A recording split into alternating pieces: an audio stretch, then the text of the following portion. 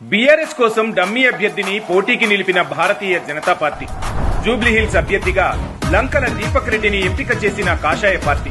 సుదీర్ఘ చర్చల తర్వాత బీఆర్ఎస్ బీజేపీ మధ్య కుదిరిన డీల్ కుదిరాకే పేరు ప్రకటించాలని ఆదేశించిన భారతీయ జనతా పార్టీ కేంద్ర నాయకత్వం.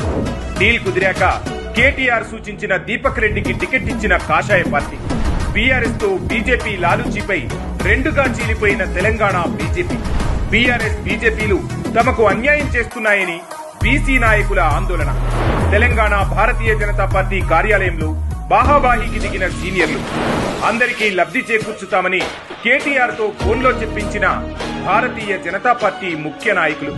కలిసి పనిచేయాలని క్యాడర్ కు ఆదేశాలు జారీ చేసిన బీఆర్ఎస్ బీజేపీ. రేవంత్ సర్కార్ను ఎదుర్కోలేక కలిసి కుట్రలు చేస్తున్న బీఆర్ఎస్ బీజేపీ. రేవంత్ సర్కార్ చేస్తున్న అభివృద్ధి ముందు తమ కుట్రలు పనిచేయవంటున్న బీఆర్ఎస్ బీజేపీ శ్రేణులు.